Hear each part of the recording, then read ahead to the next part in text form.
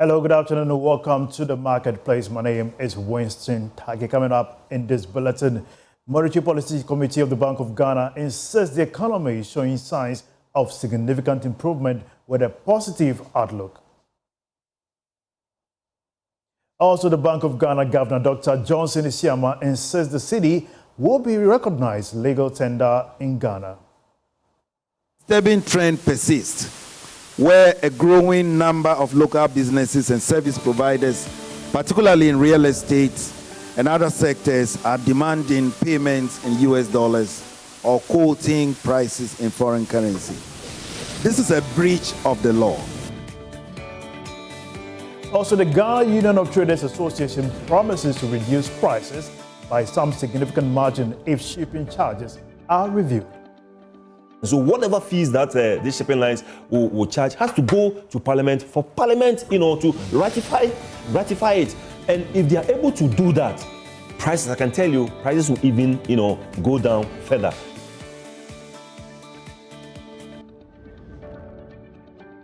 We have details of these plus showbiz shortly right after this break. Stay tuned.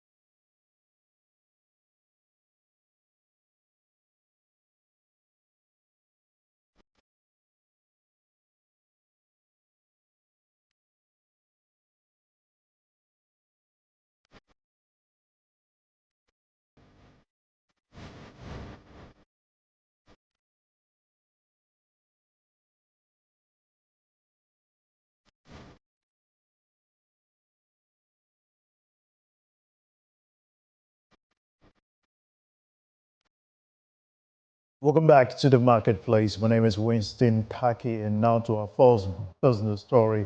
The Monetary Policy Committee of the Bank of Ghana has maintained that the economy is showing signs of significant improvement with a positive outlook. This was their verdict after they met last Thursday to review developments in the economy. My colleague George Wiafe has been going through the document and joins me with more. George, what is the basis for this verdict? Well, if you go through the statement that they've issued, they say a lot of things. I mean, basically trying to justify why they are making that projection. But a little bit of a background. There's been this whole argument about back and forth about whether indeed this emergency meeting was justified or was necessary or not. And I just want you to go to just a quick line in the statement that the Monetary Policy Committee of the Bank of Ghana, they have actually issued. If you look through on the screen, it says that the Monetary Policy Committee of the Bank of Ghana held an emergency meeting on Thursday, July 17, determine whether conditions warrant an immediate action ahead of the scheduled one. So if you look at this part, it warranted an immediate action ahead of the scheduled 125 meeting that is last month. This is in line with our commitment to be proactive and also be responsive to policy formulation. So you realize that this line, the Bank of Ghana, is trying to more justify the argument that they had to actually do this meeting. Well, if you go through the statement again, if you go through the last part of it, why it is saying that the economy is expanding as well, it talks about the gross international reserves that has actually seen some significant improvement, and we'll be getting some fine details to explain to you. It's gone up significantly to 11 billion as at the end of June 2025. Now, that is equivalent to 4.8 months of import cover. Now, if you want to measure the pulse of the economy that is doing well, this is one thing that you also want to look at. And if you also look at inflation as well, inflation has gone down significantly to 13.7%. And the argument is that it could be going down again. So some of these indicators plus the trade surplus, that is why the Bank of Ghana or the Monetary Policy Committee of the Bank of Ghana is arguing that the economy is indeed on a strong footing. Still on a strong footing. What other outlook are they focusing on in this segment? Well, I mean, these cards will show you, and as I explained earlier on, the bit about the reserves, which is critical, the bit about the surplus as well, which is very, very critical, and also the fact that inflation is going down. And they think that basically all these things should show that the economy is doing well. And that is why they are actually positive about the outlook in the coming months. That they don't see things getting out of hand with respect to how things have gone and all the rest. And that is why they believe that it is good for the economy. And for some will say, so you look at the Cedi, and there's another critical indicator that you want to look at. The Cedi has done 42% ending June, reversing losses recovered or seen over the past month. And this is a strong indicator for any economy that is doing well. Now, also, is the governor or the Bank of Ghana is saying that they've added $1.6 billion in addition to reserves for the first 6 months of this year, surpassing what the IMF program is asking them to do. Another indicator that indeed you make a judgment that the economy is doing well. Now, current account surplus of widening to $3.4 billion in the first half of this year. Again, another critical indicator for them that shows that the economy is doing well. And also the fact that the Monetary Policy Committee to announce, and again, it comes back to the whole argument about, what is next. And they are saying that, well, on the 30th of July, Wednesday, they will announce a new policy rate. We don't know whether it's going to go down significantly or it will be a marginal one.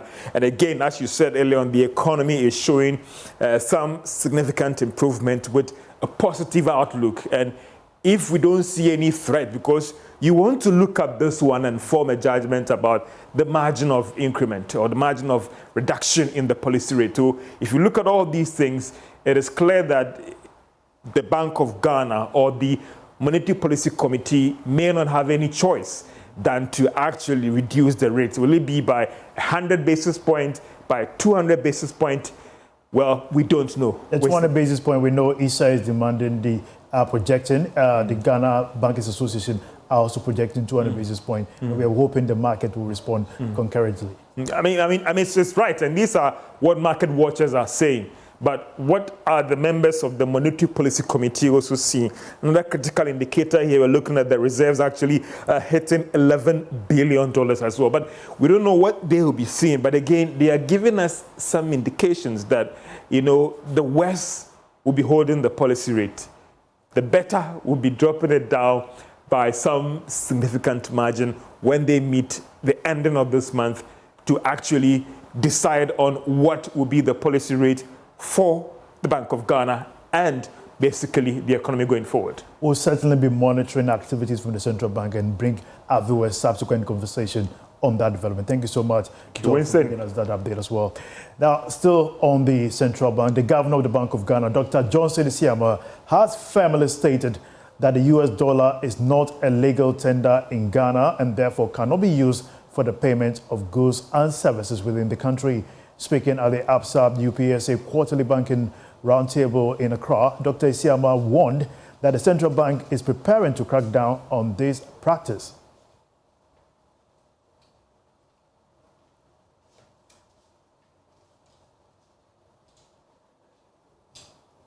Now, we're going to get on Zoom and speak to Senior Banking and Finance Lecturer at the University of Ghana Business School, Dr. Benjamin Amoah, for more analysis on this development. Welcome, Doc. And are you surprised by the governor's revelation that there are some people that are actively printing fake currencies in the country? Very much. It shouldn't come as a surprise because in every economy, and most importantly, when the economy is heavily cash-based, you will have a lot of individuals or corporate entities who may want to print fake banknotes just to take advantage of unsuspecting individuals and businesses that they transact with. So it is not surprising. It happens everywhere, and it is more pronounced in economies that are more cash-based. Well, should this be a national security concern or just a central bank enforcement directive? It is a national security concern. The usage of these counterfeit or fake currencies basically is giving you a paper that is not a currency to take money from you. If you are not fortunate and you are caught, you cannot transact with it. So what happens is that you lose value. when you give them your genuine note. So clearly, it is a national security concern, and Bank of Ghana, I believe they collaborate with national security. Not just national security, Bank of Ghana will have to engage the public in public education, on TV, on radio, social media, so that we'll get to know what the security features are. For big cash-based businesses, it would be good if they are empowered to know what to do by way of being supported with counterfeit detecting support systems like the UV detector. You can talk about mobile apps that we can also use to determine or detect genuine currency from fake currencies. And also to add by saying that Bank of Ghana will have to collaborate with other international agencies like Interpol, IMF, etc. Because you see, many of these individuals are syndicates. Yes. They don't just operate in Ghana. They move from one place to the other. And so if you're able to collaborate, then you can pick on note, share lessons, and know how to strategize and deal with these individuals. Definitely, it is a national security concern that involves all of us. So we all have a role to play in it. The central bank has raised concerns over a lot of sectors like the real estate, pricing most of the activities in dollar and some businesses. And by that, it is leading to dollarization. How can it be best dealt with, either from the central bank or from the ground up in terms of enforcement? Yeah, it is unfortunate that we day in, day out keep talking about dollarization. You see, one thing we need to understand is that there is no economic transaction under the sun that the Ghana Cedi cannot be used for. Every single economic transaction, the Ghana Cedi is more than able to be used, so long as it is a legal tender. When it comes to paying across borders, then you may need the dollar through a bank, not dollar through physical transportation of the currency, because it carries a lot of risk. So if we have economic agents within our geographical borders using or accepting dollar as a means of exchange, then that is wrong and it is an illegality. In fact, the central bank governor shouldn't have made a statement that I can accept it. It should be, you should not accept it, because we have our currency, which has all the ability to be used as a means of exchange or a medium of exchange for any form of transaction. So clearly, it is wrong. It is because we have allowed it over time, and that is why it is so. We are not using a two-currency system in Ghana. Our currency is Ghana Cedis. If you want any hard currency, you go to the bank, you place an order, you provide a supporting document, and then the bank will effect the transfer on your behalf. It's as simple as that. So those who are doing it, it's an illegality, and we need to educate them, and the Bank of Ghana must also go after them and then deal with them. Doc, I want to get from you, the central bank, the Monetary Policy Committee yesterday finished their meeting and they released a report recently. What do you make of the standoff, especially whether the policy rate will be going up or whether we're reducing down, and by what basis point are you projecting based on the indicators that has come forth? So far, so good. If you have been watching the macro variables right from beginning of the year, even right from last quarter last year through the beginning of the year up to July now, one can see that the variables have improved on the positive side. If you look at inflation, inflation has been declining consistently over time. And the numbers you also showed earlier on clearly shows that we are having some level of stability and then some reversals in the losses that we have incurred. Clearly, at this point in time, Bank of Ghana will have to reduce the rate. But the question is, by what margin? If you look at the improvement on the macro front, if you look at the reserves front, clearly it will be good from my point, and this is an individual's point, that any rate between 150 basis point to 250 basis point reduction is fair, and it's a gradual easing of the rate. Any higher rate easing may send some, some rumbles through the economy. So we should rather ease it over time. And I'm saying that between 150 to 250 basis point MPC rate reduction it's a good starting point for us.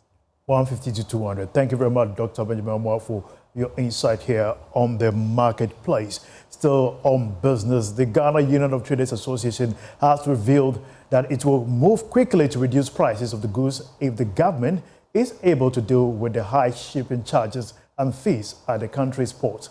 The first vice president of the union, Clement Boateng, disclosed this on PM Express Business Edition yesterday.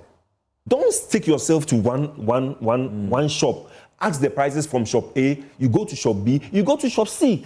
It is there that you see that there are differences. But if you stick yourself to one shop, maybe you didn't get the benefit that you desire. But I can tell you, prices have gone down as we promised. And if the Cedi appreciate further, we're going to see further reduction.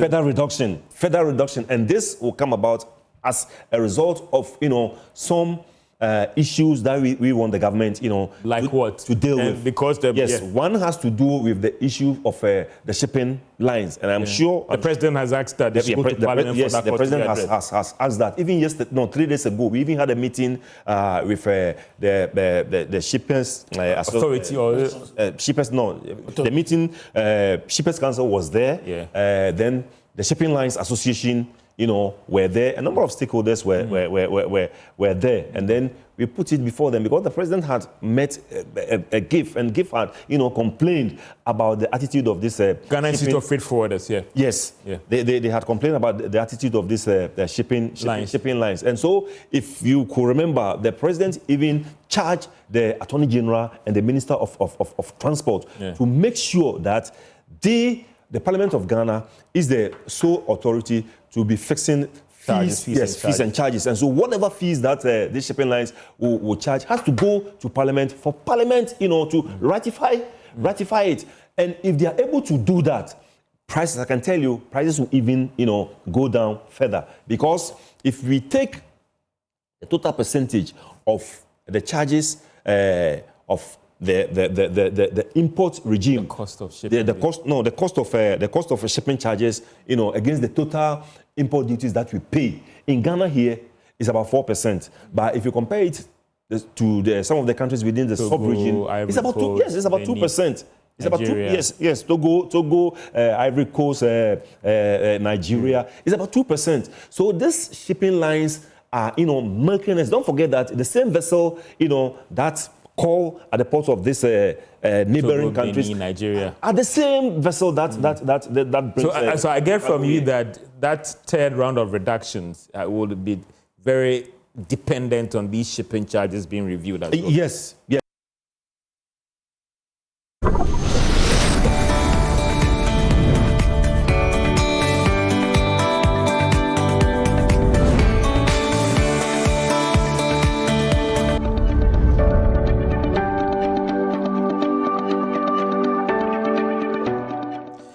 Thank God it's Friday, and today in our showbiz discussion for Marketplace, we'll be focusing on the rise of short-term residential, particularly Airbnb in Ghana. According to the 2024 tourism report, platforms like Airbnb are not just reshaping how tourists experience Ghana, but also offering economic opportunities for locals.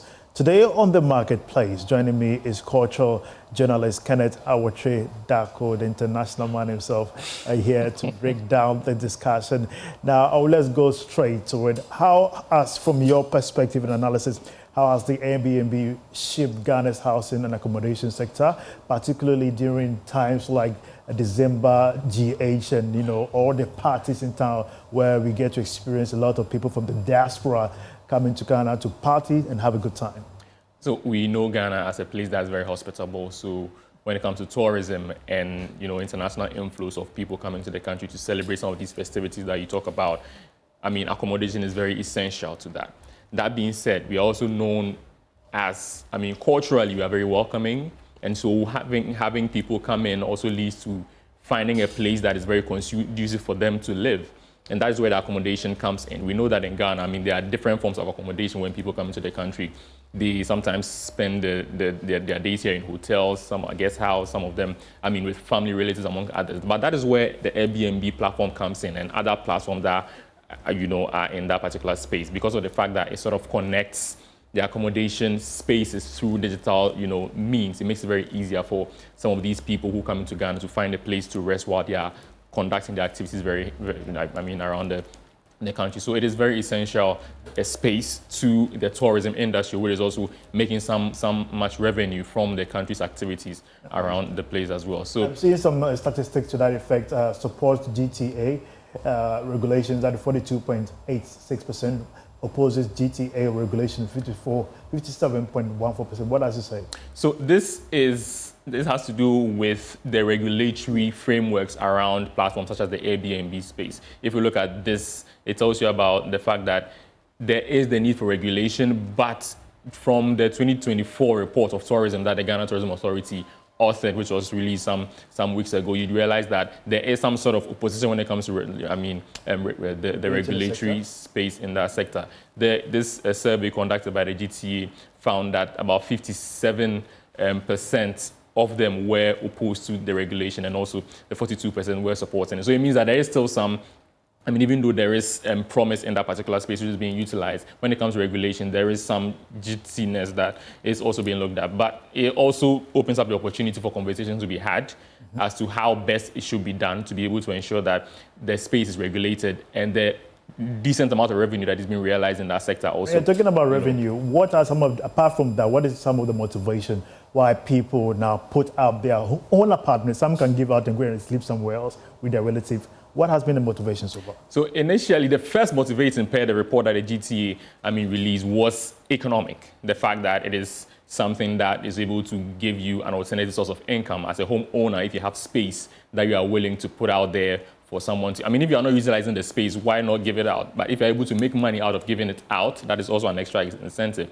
But what was also found to be very special about the reasons people indulge in this was the fact that homeowners found it as a way of promoting tourism in their very own way, because of the fact that hospitality and the Akwaba niche in Ghana is very popular in the diaspora. They know that we are very welcoming. And so people feel like that's a way of portraying the country's culture to people who are very new to the space. And so that also goes into promoting the entire tourism ecosystem. And that's a very big contributing factor to the motivation that drives people to go into the Airbnb space. I'm sure this comes December. Now that we have Movado, Vibe Cartel is likely to come December. Right. Trust me, there's a whole lot of people booking that's going to start from now to Exactly. December. Well, what are we expecting in December?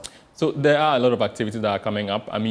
Usually here in Ghana, by middle of the year, you know that brands and companies and event organizers are planning around how the second year or the final quarter of the year is going to go, which is dominated by entertainment activities. You have a lot of showbiz events going around. Like you mentioned, the Vibes Cartel rumor that is going around is very big. There are other concerts and festivals that are also coming up. But the GT is also looking forward to the fact that they are putting in the regulatory framework to be able to make a lot of revenue from that as well. December to remember. We'll always be there one of these days. And trust me, I've been speaking with cultural journalist Kenneth Awachidako, bringing us up-to-date information about the Airbnb space. And that's all for business here at the Marketplace. My name is Winston Taki. Thanks for watching. Have a good business day. Bye-bye.